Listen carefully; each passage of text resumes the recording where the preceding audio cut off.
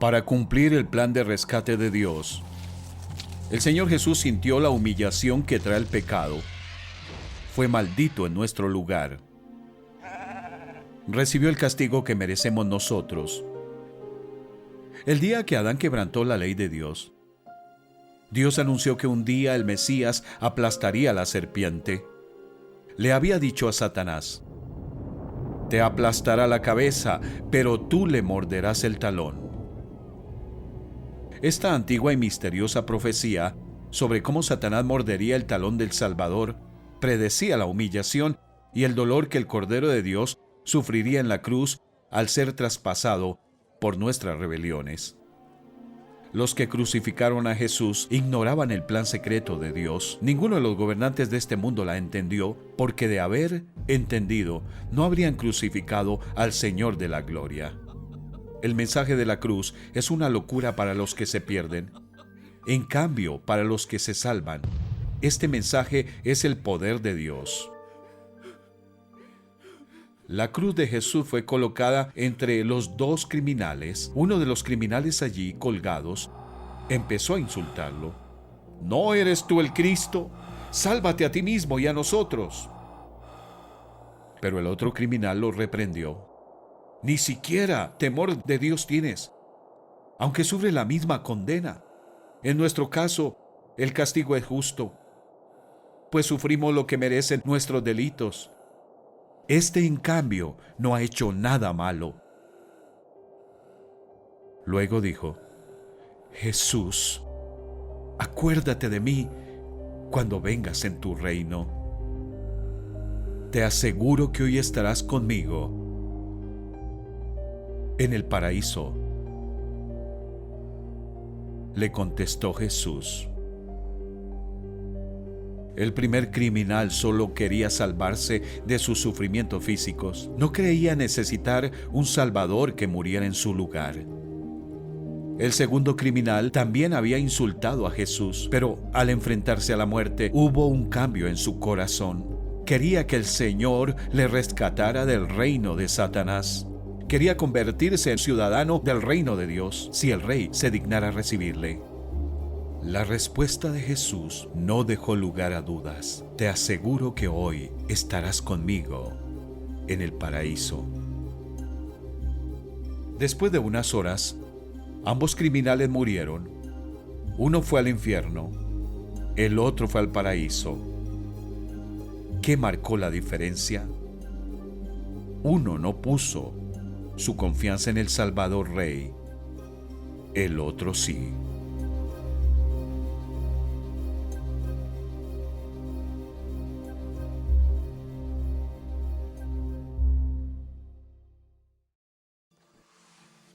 Es mediodía. Jesús lleva 3 horas en la cruz. Llegan nubes oscuras y el día se vuelve como la noche. Los espectadores aterrados se dispersan. Un silencio inquebrantable cubre el monte.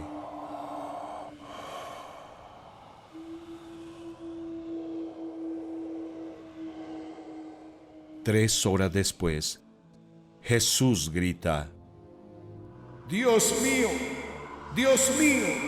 ¿por qué me has desamparado?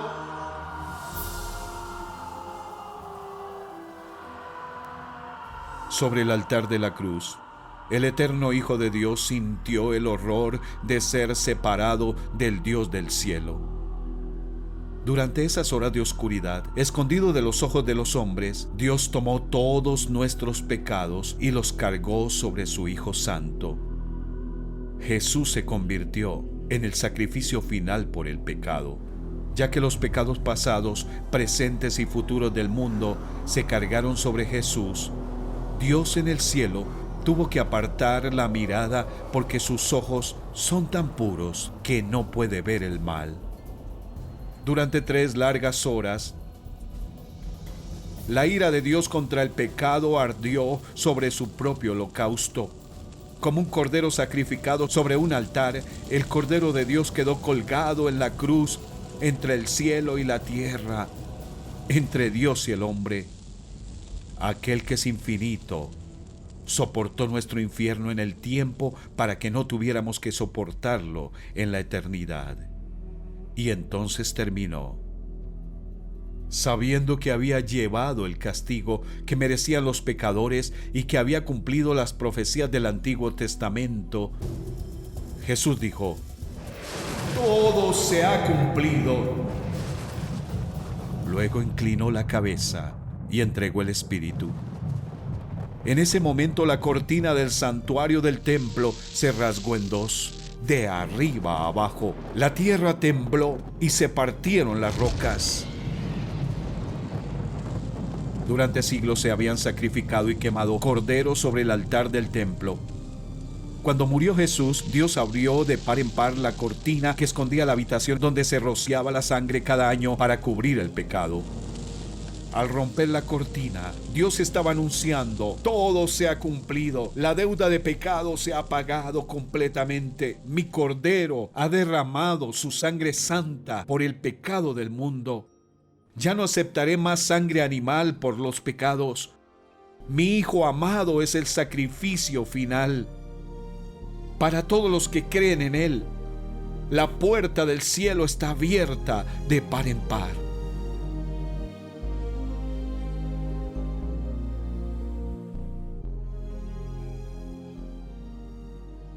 «700 años antes, el profeta Isaías escribió: pero Él fue traspasado por nuestras rebeliones y aplastado por nuestros pecados. Fue golpeado para que nosotros estuviéramos en paz.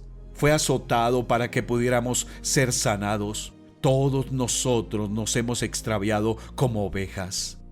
Hemos dejado los caminos de Dios para seguir los nuestros. Sin embargo, el Señor puso sobre Él los pecados de todos nosotros». Todo se ha cumplido.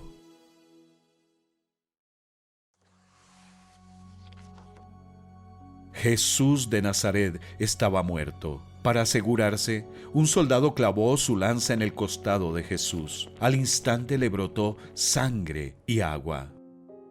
Las esperanzas de los discípulos también estaban muertas. Al pensar que Jesús tenía que haber aplastado a los romanos y establecido su reino en la tierra, no habían entendido todavía su promesa de resucitar al tercer día.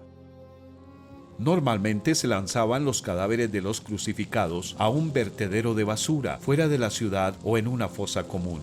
Sin embargo, no fue así con el cuerpo de Jesús.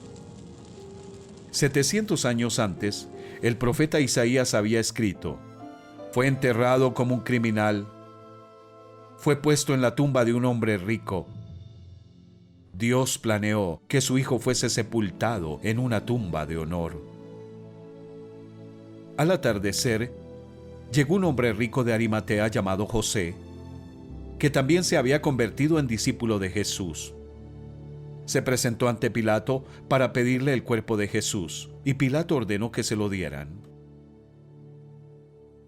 Antes de la muerte de Jesús, José de Arimatea y su amigo Nicodemo habían sido seguidores secretos de Jesús el Mesías.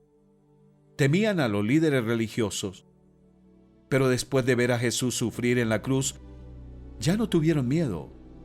Así que se llevaron el cuerpo de Jesús, lo lavaron y lo envolvieron en tiras de lino limpio junto con unos 35 kilos de mirra, la misma clase de especia costosa para embalsamar que los magos habían regalado al niño Jesús. Luego pusieron el cuerpo en la tumba nueva del propio José. Después de hacer rodar una piedra enorme ante la puerta, se fueron a casa. Fue una sepultura real, digna de un rey.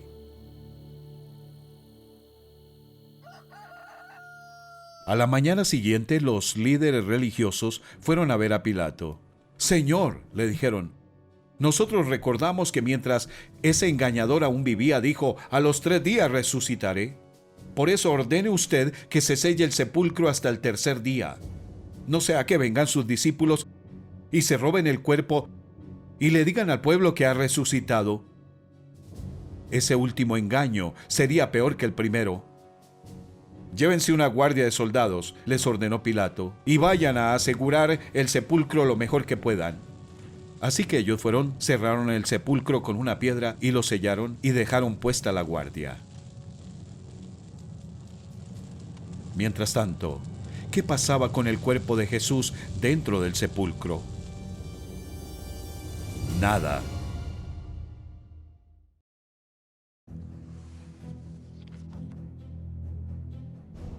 Desde el día que Adán pecó, había reinado la muerte como cruel soberano sobre la familia humana. Si Jesús hubiera pecado alguna vez, la muerte también habría hecho que su cuerpo empezara a descomponerse, heder y convertirse lentamente en polvo. Pero 1000 años antes, el profeta David había escrito: «No permitirás que tu santo se pudra en la tumba».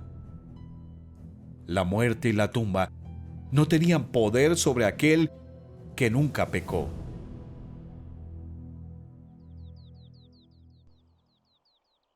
El tercer día después de la muerte y sepultura de Jesús, muy temprano, varias mujeres fueron a la tumba a presentar sus respetos.